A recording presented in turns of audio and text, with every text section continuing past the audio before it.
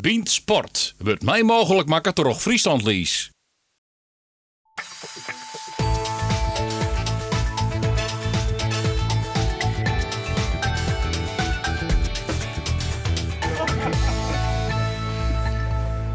Het is 1 minuut voor 12 voor Cambuur. En hoe nou verder? Ik praat erover met sportjournalist Geert van Thun en 2 oud-topscorers.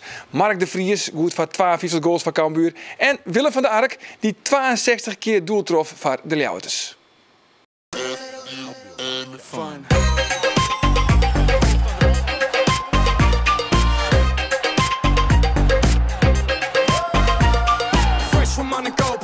Microsoft, Miami to LA, G4, we taking off. I'm a hard worker, I'm far from the boss, but when it's said and done, I'm owning it all. I know you think it's just rap, just this, just that. Right, nah baby, this my life. Wanna have fun for a night? Then just loosen up your body till it come undone. Loosen up your body, baby, come undone. Loosen up your body till it come undone. Loosen up your body, baby, come undone. Ja, heren, welkom. Even mooi, even die orde beeld om even weer op te showen. Ik bedoel, met je strijden ben we toch goed van 114 doelpunten van Cambuur. Hè? Dat zei ze toch maar weer. Geert, als dit just, dan verlang je toch echt weer een beetje waarom naar die orde tijden. Heerlijke, lekkere, lange targetman ervoorin. Sterk, lichamelijk. Lekkere bal van de vleugel. Kopdertje in ons slingeren. Wat een nostalgie. Wat een heerlijke spitsen wie in dit is. Ja. Geweldig. Verlang je er wel eens aan die tijd waarom, Willem? Denk je er nog wel eens om? Vanzelfsprekend dagelijks. Dat was toptijd. Ja, echt? Ja, ik heb 12 jaar kunnen voetballen. Ik vond het echt helemaal geweldig. En wat sprong er dan voor jou uit? Ja, je bedoelt sportieve momenten? Nou, natuurlijk mijn jaren bij Cambuur. Ik heb voor Cambuur de meeste goals gemaakt. Maar ik denk dat Cambuur ook voor mij de springplank is geweest naar een hoger niveau. Ja, want dus uiteindelijk best nog te lonen kwamen in Schotland. Maar het begon al je bij Cambuur. Ja. Ik heb 4 jaar bij Cambuur gespeeld en toen ben ik naar Willem II en via Willem II naar Schotland gegaan. Dus ging eigenlijk in stroomversnelling. Ja. En Mark, jij hebt ook in Schotland gevoetbald, natuurlijk. Onder andere bij Hearts of Midlothian. Ja. Maar jij denkt denk ik ook met een goed gevoel terug aan je periode hier in Leeuwarden. Ja, ik ben hier gestopt, zeg maar. Dus, ja, waar Willem begonnen is, ben jij gestopt. Ik heb ook hier 4 jaar gevoetbald, dus, maar ja, dat was fantastisch. Ja, en is er voor jou ook één moment wat er echt uitsprong? Ik denk het eerste jaar. Dat was wel heel mooi om mee te maken. Ja. En ja, het is jammer dat het nooit echt gelukt is, toen, maar... De promotie bedoel je? De promotie, ja, maar dat waren wel 4 mooie jaren, absoluut. Ja. En als je dan nu kijkt, want ja, het is nu eigenlijk crisis. Hoe kijk jij daarnaar? Ja, ik vind het zonde. Ik vind het zonde, want ik denk niet dat het nodig is. Maar ja, we zitten nu wel in de situatie waar we zitten. En, je zegt ook we? Ja. Ja. Het is wel een domme clubje natuurlijk. Het is, ik vind het nog steeds een mooie club. Ja, en wat er nu gebeurt is dat je na 13 wedstrijden of 14 wedstrijden nu staat waar je staat. Dus ja, je hoort er wel te staan waarschijnlijk. Ja, goed. Ik kan me voorstellen dat je zegt we. Want ja, je bent natuurlijk niet voor niks Mark de Leeuwarder. Ja. Laten we eerlijk zijn. Ja. Hey, Geert, hoe hut is de klap, is de dreun onkaam van de Graafschap? Ja, dit is het onkaam. Dat is duidelijk. Dit weer zo'n wedstrijd die moest niet winnen. Het weer een wedstrijd werd wel wat onverst. De gedachte weer was van de Graafschap winnen en Wermschoen we net. Want dat is toch de klap en ploeg. Dan komen we misschien wat in een flow. Dan pakken we Willem 2 uit misschien ook nog. Dan heb je 6 punten meer. En dan wordt er weer op een stuk fleuriger van. En dat hele mooie plannetje is wel in duigen. Dus er weer wel even een stevige dip te constateren. Maar ik ben van de middag op de training geweest. En ik moet zeggen dat de koppen toch wel weer goed staan. Er is wel weer iets van... Kom op, we litten rek achter ons. We maken er weer wat van. Ja, nou ben er trouwens 4 ploegen in heel Europa. Die hebben nog geen wedstrijd gewonnen. Cambuur is er één van. Dat is ons zover het negatieve in ijs. Cambuur is wel trouwens de enige ploeg die net onder ons zit. Dat is dan weer enigszins positief. Maar heeft ook wel eens zo'n periode meemaken, Willem, bij een club? Dat je ik heb het bij Cambuur meegemaakt in het jaar met Kistenmaker. Ja. En toen ging er ook echt helemaal niks goed. Maar ik moet ook zeggen, crisis en euforie, dat ligt soms heel dicht bij elkaar. Het jaar erop spreken we fantastisch voetbal met bijna dezelfde ploeg, andere trainer. Ja, Korbach. En toen ging alles fantastisch. Dus ja weet je. Zeg maar. We hebben hier met toen het van 16 of zoiets in en dat is maar laatste. Ja, Sontje, ja. Hey, maar jongens, wat de verdediging die krijgt nou een heel soort kritiek. Hè? De verdediging, is dat terjocht eigenlijk?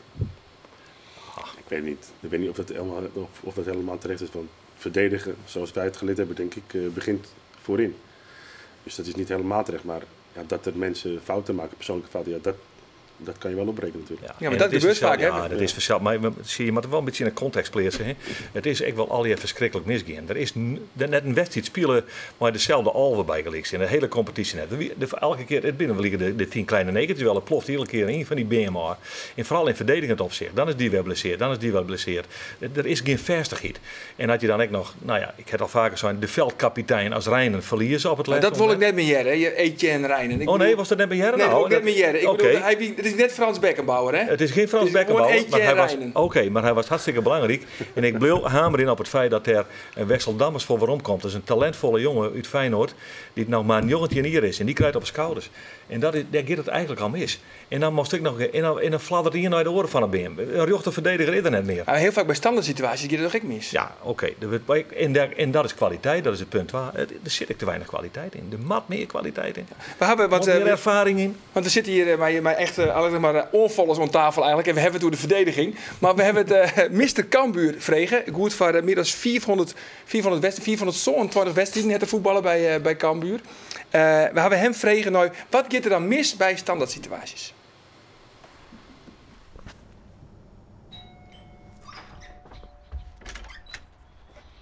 Hoi. Johan Abma, Mr. Cambuur. Mag je weer binnenkomen? Ja, kom erin. Je wordt er ook zelf ook nog heel veel op aansproken. Zo, god, wat gaat het even slecht met die club. Zo, ja, dat hou je toch altijd wel, ja. Ja, natuurlijk gaat je dat aan het hart. Dat is nooit leuk om te zien en te horen. Maar ja, weet je, het is de laatste jaren ook fantastisch goed gaan natuurlijk. Nou Johan, dan moeten we maar even zien hoe Cambuur het verdieren je tot dit seizoen. De aanval van de Graafschap in de maak. Oppassen geblazen bij de thuisclub achterin. Onhandig verdedigd. Levert dit eerste treffer op. Dit levert de eerste treffer op. Ja, de wedstrijd dat het moest gebeuren. Hè. Dit zijn ook weer van die kleine foutjes. Ja, daar loop je tegenaan. En ja, dan moet je natuurlijk weer een slag in de ronde voetballen. Weer dat weer rechtbreien. En het is inderdaad net wat Zeist van die bal moet op een hoef. En die moet het stadion niet. De eerste paal, Solanke probeert hem te verlengen. Dat lukt niet. Zo krijgen ze natuurlijk wel cadeau, de doelpunten. Dan kan je wel zeggen van een aanval met niet verdediging gaan. Maar nou ja, dit zijn van die dingen, van die ongelukkige dingen. Dit is nou typisch wat bij zo'n wedstrijd past, denk ik. Die moet op een hoeve en hij raakt hem helemaal verkeerd. En er zit een draai aan die bal en die komt precies bij een spits voor de voeten. En ja, zulke bal moet je heel snel vergeten. Maar hopen dat het niet weer gebeurt. Een mispeer in de verdediging van Cambuur. Je moet ook 1, 2 of 3 leiders in het veld hebben die zeggen van nou gaat er dit gebeuren en we geven helemaal niks meer weg. Punt. Ben je er wel? Nou ja, daar begin ik wel een beetje aan te twijfelen natuurlijk. Maar zie je, als je de laatste jaren ook ziet wat er allemaal weggaan is en voornamelijk het centrum. Ja, daar lever je gewoon natuurlijk heel veel kwaliteit in. En ik denk wel dat je daar een beetje in zoeken moet. Ja, Willem, toen zit eigenlijk 1 keer in de 14 dagen in het stadion, in het Cambuurstadion.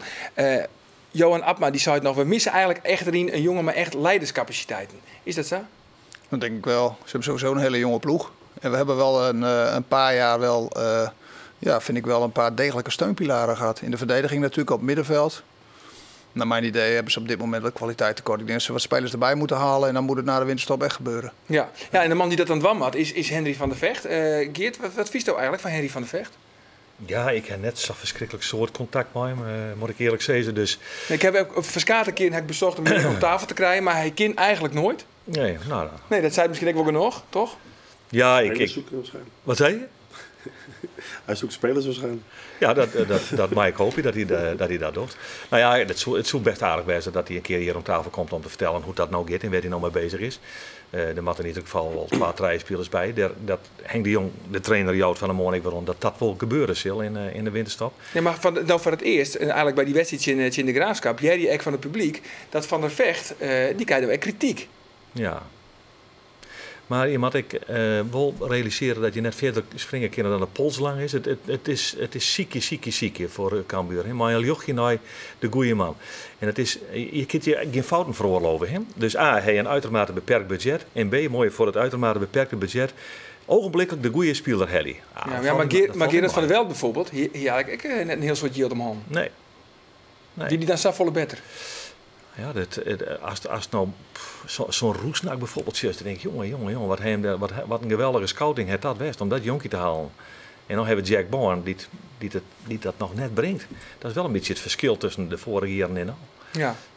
Het is een lastig probleem. Ja, nee, ik zit wel de ziekie, maar ja, het is zo makkelijk om de beschuldigende vinger te wijzen. Maar ik wil ook wel aan dat het probleem net eenvoudig is voor Cambuur, maar deze beperkte middelen die er binnen. Ja, nee, want bij zien Jedre werkjouwers, Henry van der Vecht, bij RKC en bij Willem II, ben ze echt net heel erg positief over hem. Ja, ik heb geen oordeel. Ik ken net een oordeel in de zin van dat ik Henry van der Vecht zo goed ken dat ik dat nou al je precies beantwoord ken. Ik ging vooralsnog uit van dat het netwerk oké is van Henry van der Vecht en dat er op adequate manier in misschien wel 2 of 3 linies versterking komt. En dan weet je wat je Henry maakt, maar ervaring Henry. We hebben die vregen om een kwart eigenlijk de oorkeper van Henry van der Vecht even te beoordelen. En dan hebben we Juster Dien. Kunnen we nou even in de chat. Oké.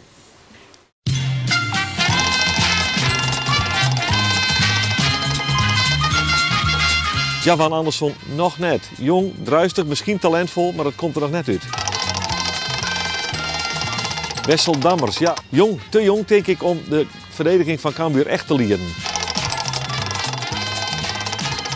Martijn van der Laan, net fit voor omkomen van Grains, had hier het beste hier van zijn carrière gewoon. Krijgt dan een veeg bij Grains omdat hij geen basisplak krijgt en komt dan net als dezelfde Martijn van der Laan waarom. Kai Herings. Wanneer zullen we de echte Kai Herings? Valmir Berisha. Let op hem, want hij komt er gewoon in de tweede competitiehalte. Is ik nedig, want er moet in de spits ik wat gebeuren. Hij komt. Hoe jong, maar je hoevolle verantwoordelijkheid nemen in een elftal dat net draait. Dat mag je van Jamiro Montero net verwacht je. Ik vind Jack Bourne een prachtige voetballer. Maar wat is hij jong en wat krijgt hij wat op zijn schouders? Dat kind haast nog net. Sander Houtkoop, ja. Ja, dan val ik even een beetje stil. Maar ik denk, een boom kan knellen. En een overgoor moet vrij worden in de kop. En die moet er nog uithellen wat erin zit. Zit meer in.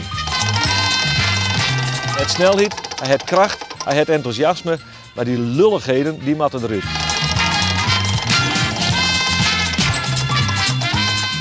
John Heitinga. Is dat haalbaar? Is dat eigenlijk haalbaar?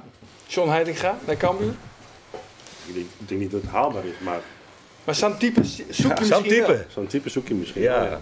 Ja, hè? Maar dan moet je ook zo'n type op het midden wat erbij hebben. Ik zeg niet dat het niet is, maar als je praat over natuurlijke leiders, dan moet je wel wat doen. Ja, want Willem zegt eigenlijk ook, Cambuur mist op dit moment kwaliteit. Denk jij er eigenlijk ook zo over? Nou, ik denk, dan moet je de kwaliteit gaan onderscheiden in, dan zeg ik, de kwaliteit is er in potentie. Want dat is potentie. En ik denk dat als je spelers haalt die zo jong zijn, die in potentie de kwaliteit hebben, dat je dan eigenlijk moeilijker maakt voor die spelers. Ik zou dan, als ik het zou moeten doen, ja, zou ik wel voor iets ervarende spelers gaan, denk ik. Ja, want Geert, ik voel daar eigenlijk helemaal net zo negatief. Nee, maar ik ben ook net zo negatief. Er zit wel talent in. Ik vind het alleen nog, het is alweer, maar dat is een probleem in de hele Eredivisie. Het is te jong en de missen leerders in het veld. Ja. En ik denk maar als het zo is, hè, van, ik ben eigenlijk helemaal net zo negatief, is het dan de schuld misschien van Henk de Jong? Dat ze zo leegstingen. Nee, maar dan mag de goede context ombrengen. Ze hebben echt alles. Wat Chin zit een keer in dit seizoen zit echt Chin. En dat is wat Cambuur een enorme partner speelt. Die blessure golf die ter west is achterin. Die ongelukkige momenten die het altijd in het nadeel van Cambuur is. Ik ben alles wat vliegend hier en het IRF om. Want toen het vaak mooi zitten. Ja, daar denk ik, hoe is het in godsnaam mogelijk dat ze dit winnen? Toen wonnen ze het. En dan verliezen ze het. Het is een heel raar samenspel. De wet van Murphy besteedt. En het is wel een beetje hoe Cambuur komen. Ik zeg nogmaals. 2 man ervaring erbij. dan redden ze het. Daar ben ik van overtuigd. Willem, neem eens Ian Namme. Nou, ik vind Ian Namme, waar moeten ze heljen in de winter? Nou, dat vind ik lastig om namen te noemen. Maar volgens mij moeten we het ook niet te veel dramatiseren. Want ze hebben inderdaad de afgelopen jaren, vind ik hoor, boven hun niveau gespeeld. En ze hebben moeiteloos de na-competitie ontlopen. Ja. En ver van tevoren wisten we al dat we veilig waren. Nou, dat vind ik echt heel erg knap. Versloegen ze zelfs Vitesse in een fantastische wedstrijd. Nee, maar gewoon heel veel wedstrijden. Ja, maar voor een club als Cambuur met dat budget vind ik de prestaties echt heel goed geweest. Dus ja, nu zit het wat tegen. Maar we moeten het volgens mij ook niet overdrijven. We zijn een paar keer heel erg gelukkig geweest met huurlingen van topclubs. We hebben huurlingen gehad van topclubs. Dat hebben we nu niet. Want het zijn huurlingen van mindere clubs. Ja. Met Lukaku ging het goed, met Manu ging het goed, met Ritsmaier. Die waren allemaal eigenlijk echt aanwinsten voor Cambuur. Waren niet eens de oudste jongens, maar ze brachten op de een of andere manier wel een stuk ervaring mee. Ja. Dus ja, je moet ook een beetje geluk hebben. Maar ik denk wel dat krijgt nou weer een beetje minder. Er moet natuurlijk wel wat bij komen. Ik denk ook wel dat ze daarmee bezig zijn. Maar ja, ik vind eigenlijk ook wel dat ze op in meerdere linies versterking nodig hebben. Net alleen de verdedigers? Nee, zeker niet alleen verdedigers. Nee. Eén naam? Weet jij een naam? Ik ga me niet wagen aan naam bedenken. Nee? Anders ga jij weer in training. Nou, dan moet ik even in training. Nee, maar dat wat Willem net zegt. De namen die zijn geweest, die zijn waarschijnlijk... op dat moment waren die net zo oud als de jongens die nu komen. Maar die waren al 2-3 stappen verder. Dus dan is het ook een stuk makkelijker inpassen. Ja. En ik bedoel, je mag die jongens van 19, 20, 21, die mag je niet... ja, eigenlijk, ja, ze zijn er nu, dus dan moet je ze ook daarop op afrekenen. Maar het is niet echt helemaal eerlijk dan. Nee. Jongens, het is het hier voor. Het begint met een K. De quiz. De quiz.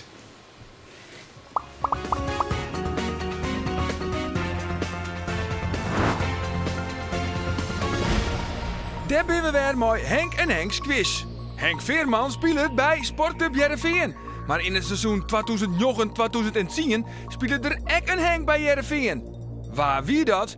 Is het A. Henk Soetendal? Is het B. Henk Timmer? Of is het C. Henk Hartkamp? Mail je antwoord van naar bient@omroepfriesland.nl en win 2 kaartjes voor de absolute topper Heerenveen Excelsior. Dat is een topaffiche.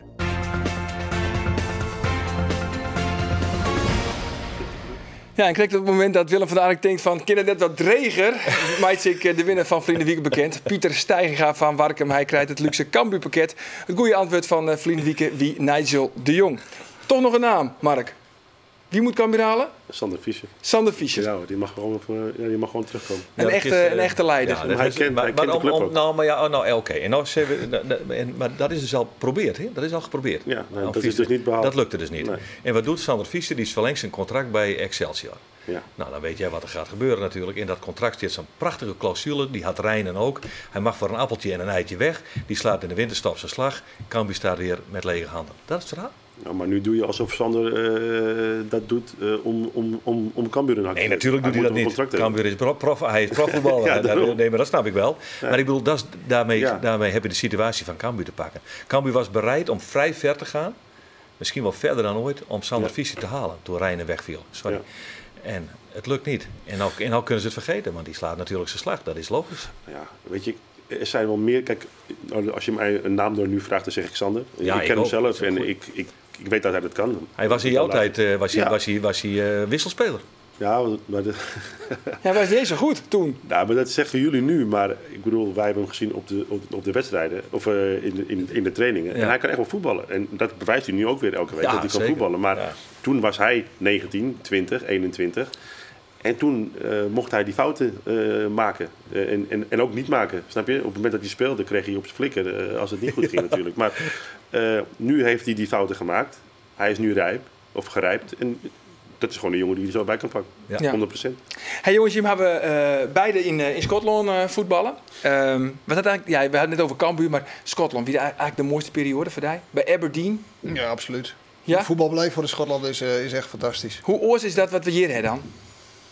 Nou, kijk, het is sowieso de mentaliteit in Schotland is anders dan in Nederland. Wij zijn in Nederland wel heel erg nuchter. Hè? Het is niet alleen maar voetbal in Nederland. En in Schotland is het eigenlijk alleen maar voetbal. Ik bedoel, als mensen ook geen centen besteden hebben, toch kopen ze een seizoenkaart voor hun favoriete club. Als ze verhuizen van Leeuwarden naar Eindhoven, worden ze geen supporter van Eindhoven, maar dan blijven ze een supporter van Cambuur. Nou ja, wij in Nederland zijn daar veel nuchterder in. Ja, en wat jij staat bij Hearts, daar heb je eigenlijk ook je beste sportieve periode beleefd. Ja. Word je daar op handen gedragen? Nou, ik denk niet dat ze allemaal zo sterk zijn. Nee, maar ga je door je rug heen? Nou, wel, ja, zij wel, ja. Nee, het is... Kijk, je kan het misschien een klein beetje vergelijken. Kijk, Cambuur als club, ja, dat is wel... je zou zo de club Cambuur zou je zo op kunnen pakken en in Engeland ergens neer kunnen zetten. En dan is het een volle club in Engeland. Of in Schotland, dat maakt niet zo uit. Maar het is heel moeilijk te vergelijken. Want wat Willem zegt, het is... Mensen beleven het voetbal toch even anders dan hier in Nederland. Ja, want je bent een echte liefhebber, want je bent op je 36e ben je gestopt bij Cambuur. Je hebt nog bij ONS gevoetbald, bij de amateurs, ook nog in de 3e klas in Den Helder. Ja. Maar dat was geen succes, hè? Nou ja, succes. Laten we maar eerlijk zijn. Laten we zeggen dat het van beide kanten niet heeft gebracht wat we van tevoren hadden afgesproken. Je vond er eigenlijk niks aan? Ja, ik vind het moeilijk. Maar dat zeg ik ook eerlijk. Maar dat weten ze bij ONS ook. Ik vond dat ook moeilijk. Het is betaald voetbal. En dan kom je 2 stappen, 3 stappen lager. En dan, ik vond de omschakeling heel erg, echt verschrikkelijk zelfs. Ja. Echt verschrikkelijk. Ja. Dat zegt genoeg. En je bent nu tegenwoordig spitsentrainer bij Dordrecht. Ja. Ja, hoe ben je daar terecht gekomen? Nou ja... Ik ken een aantal mensen bij Dort en ik kom daar niet heel regelmatig, maar ik kwam daar weer eens een keer. Ik was in de buurt en ik belde Marco Bogus. Marco Bogus, ja. Technisch directeur? Ja. En ik zeg, ik ben in de buurt, heb je kaartje, kan je een kaartje voor me regelen? Dus dat had hij gedaan. En toen was de wedstrijd tegen VVV. En dan zaten we te kijken naar Yanga. Ja, en eigenlijk komt dat gesprek heel snel op. Toen ik daar ook speelde, ik maakte precies dezelfde fouten. En toen werd het met een dolletje is dat begonnen. Nou, misschien moet jij het doen. Ja, misschien moet jij daar eens tijd in gaan steken. Nou, zo is het gaan rollen. Ja, en 6 weken later sta ik daar op het veld. Ja. Kunnen we even naar kijken? Ja, mooi. I'm gonna pop some tags, only got $20 in my pocket. I'm hunting, looking for a come up. This is fucking awesome. I'm gonna pop some tags, only got $20 in my pocket. I'm hunting, looking for a come up. This is fucking awesome. Ja, toch wel een vertrouwd beeld op het trainingsveld. Is het nooit overhagen om toch nog wat in de voetballerij, want het is nou makelaar.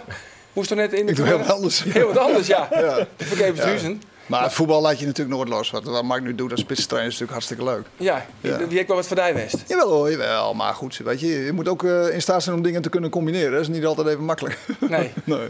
En misschien de club het hem ook net echt melden. Of heeft u alle papieren trouwens, of net? Nee. Ik heb zeker geen trainingspapieren, nee. Okay. Hey jongens, op de radio toch een verslag van de wedstrijden van de 2 Friese profclubs. Roelof de Vries zit morgen in Amsterdam bij Ajax JRVN. En die wedstrijd begint dan om kwartier van Jochenen. En Geert jouwt snijn van Jelwe in commentaar bij Willem II, Tjin, Cambuur. En dat is dan weer die andere club, Willem II. Klopt. Dus dan hopen ze op een league spul. Nee. Ik hoop dat Cambuur wint. Ja, dat we dat achterlijk speelwedstrijd van jou. Nee, maar Cambuur heeft het op dit moment ook wat meer nodig dan Willem II. Ja. Aanstaan hebben we nog even hoe de opstellingen, want dat is echt nice, hè? Ja, opvallend nice. Nou ja, ik kan in ieder geval vertellen dat Sander van der Streek op rechtsback speelt.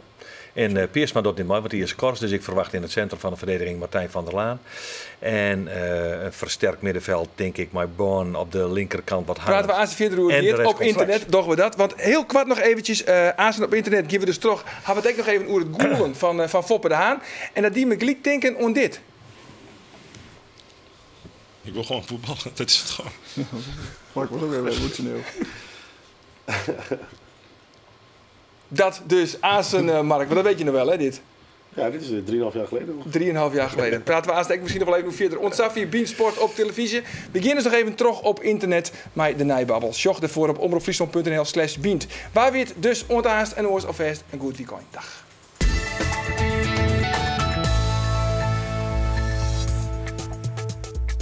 Ajax, JRVN. Ze kent er net binnen, dat ook niks van. Dat ook totaal niks van. 2-1 voor Ajax. Wat denk je ervan, Joke? Nou, ik net. Dan ben ik net eens. Beant Sport wordt mij mogelijk maken door Friesland Lease.